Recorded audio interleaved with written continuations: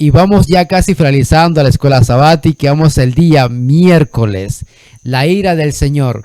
Y muchas veces aquí nosotros miramos de que la ira del Señor como que algo nuevo, algo espantoso que da miedo a nosotros.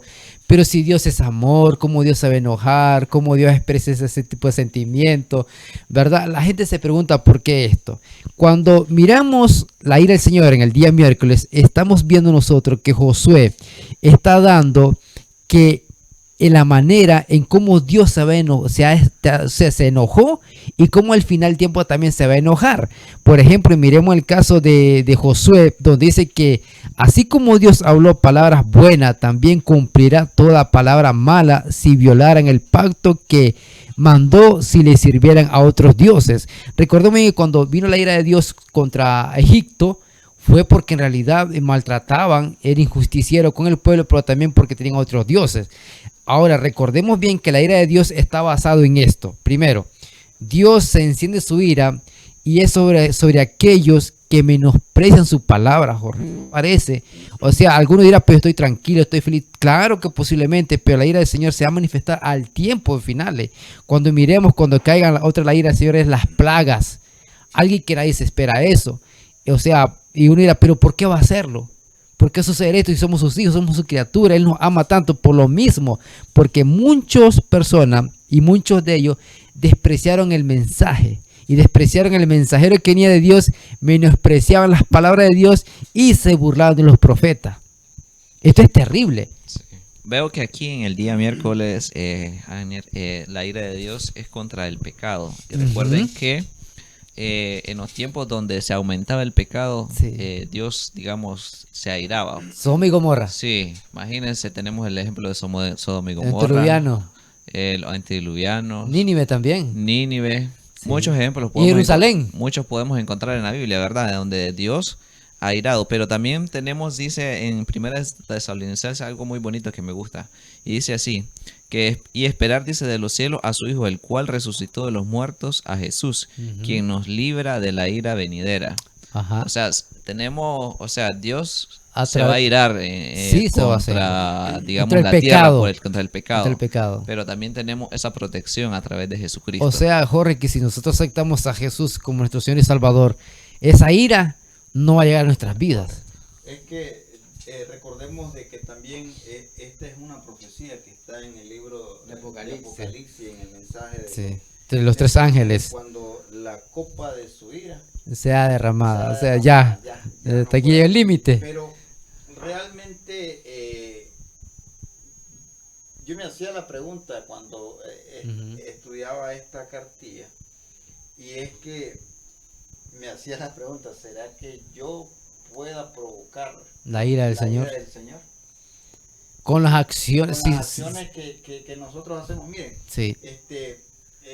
Hay muchos que tienen sus creencias y está la idolatría, pero también existe dentro del pueblo de Dios un tipo de idolatría que no es una imagen, sino, y recordemos que el concepto de idolatría es todo aquello que me aparta de Dios, del verdadero objetivo, del primer lugar, de la adoración que es a Dios. Todo aquello que me aparta de Dios es y se convierte en una idolatría, en una imagen. Y entonces yo me hacía la pregunta, ¿seré yo el que provoca ira al Señor? Provoque ira al Señor sin darme cuenta, aún siendo cristiano. Algo interesante, Jorge, con esto, discúlpame, es que a Dios no se puede reemplazar por otro.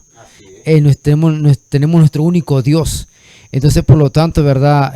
Si queremos ser libres de la ira del Señor, no provoquemos a celos, otras palabras, porque muchos de los pueblos de los reyes de israelitas provocaron al Señor a celos. Y vemos a Ezequías, Joacín, Manasés, provocaron a celos al Señor solo para probarlo, y la ira del Señor, o sea, no se juega con Dios. Estos dichos los encontrás afuera, dice, con Dios no se juega, cuando te entregas, Él te entregas.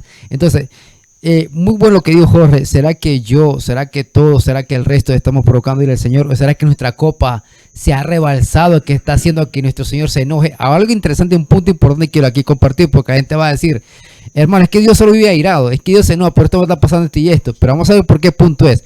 Dice que Él declara la guerra al pecado independientemente donde se encuentre, o donde se encuentre, va a declarar el pecado, la guerra por el pecado. Y un punto importante es este, que la Biblia presenta a Dios como amoroso, paciente, abnegado y dispuesto a perdonar. Sin embargo, en el contexto de un mundo afectado por el pecado, la ira del Señor es la respuesta de su santidad, justicia al pecado y al mal. Esa es la ira del Señor. Si es que la Biblia presenta a Dios como amoroso, paciente, sufrido y dispuesto a perdonar. Así lo dice el libro de Éxodo 34, el libro de Miqueas, también 7:18, así lo dice. Pero realmente esa ira, y no queremos mostrar a Dios como esa persona. Ajá, es correcto. Sino porque Dios es amor, dice la palabra de Dios. Pero en su amor nosotros debemos recordarnos como nosotros como padres. Nosotros queremos lo mejor para nuestros hijos. Amén. Y hay veces necesitamos la reprensión para corregirnos. Recuerden de que el pecado hace separación entre mí y el Dios de los cielos. y Sí. Dios. Siempre debemos de recordar eso. Por eso la palabra de Dios entiende y comprende, y nosotros también debemos de comprender de que el pecado pequeño o grande que yo haga siempre va a generar esa brecha con Dios. Pero Dios, en su amor y su misericordia, Él quiere que nosotros también podamos acercarnos a Él. Dice la palabra de Dios que si nosotros nos acercamos confiadamente al trono de la gracia, ¿qué vamos a encontrar? Es oportuno socorro. Oportuno socorro, Sí. misericordia. Y es que eso es lo que Dios manifiesta a través de su palabra. Dios no quiere que ocupemos el lugar que le corresponde a Él con nuestro yo, con nuestras tareas, con nuestras cosas, sino es que podamos nosotros darle el lugar que Dios se merece. Y Aníbal, algo aquí veo yo que su santidad y la justicia es contra el pecado que está. Es con el pecado porque sabemos que Él es santo y donde Él habita no hay pecado. Exactamente. Y vemos donde Él está y Él gobierna, hay justicia. Sí. Entonces, ¿cómo miramos esto para este tiempo? Aquí veo que, digamos, el concepto de la ira de Dios va también de la mano del concepto de la justicia. Sí, Porque vemos de que Dios aborrece el pecado. sí. Y Dios quiere que nosotros seamos sin mancha, seamos perfectos, andar en caminos correctos.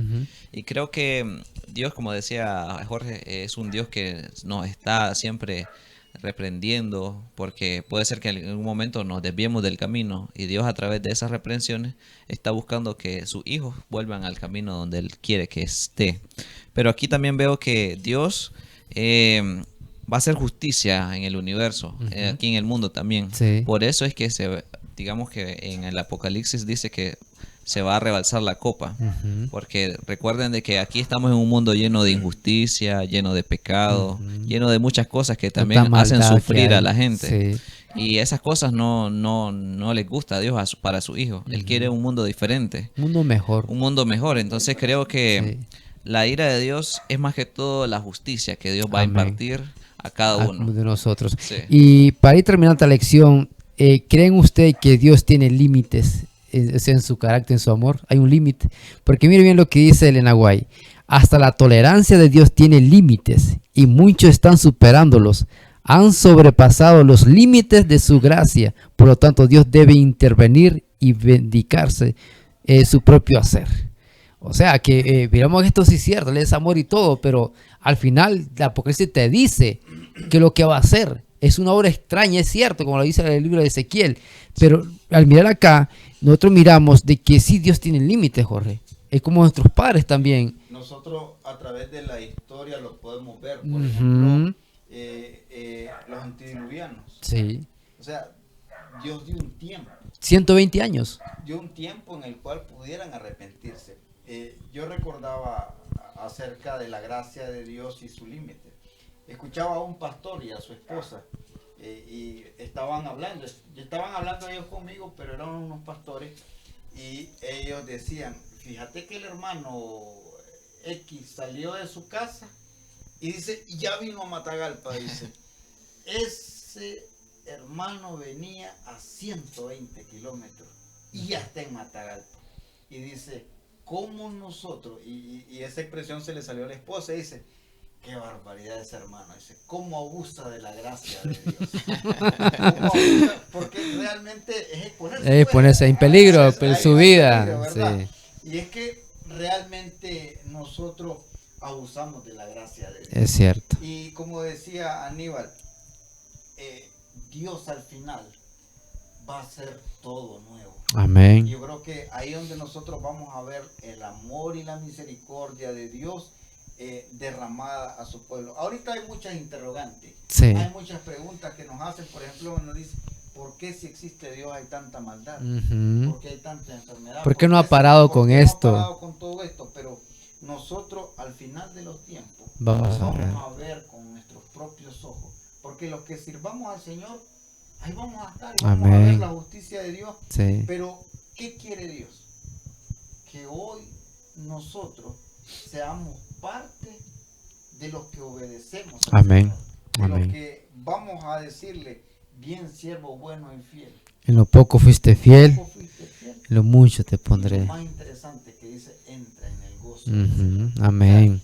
Dios quiere eso. Por eso nosotros, la decisión que tenemos que tomar hoy, ¿será que yo estoy dispuesto a obedecerle a Dios, a entregarle mi vida a Dios? Porque nosotros podemos estar estudiando este repaso, pero también es un llamado. Y más personal a cada uno de Es un nosotros. llamado a las personas que nos ven, que nos escuchan, aún en nuestros propios hermanos, es que realmente estamos en tiempos difíciles, estamos en los últimos días, Sí. en la cual mi decisión, mi vida, mi testimonio ejercen un gran potencial para ser herederos del reino de los cielos. La Amén. salvación ya está, ya nos la dio Cristo Jesús, pero hay una parte que tenemos que hacer nosotros, Amén. y es la obediencia a nuestro Dios. Amén. Algo que iba a decir Aníbal.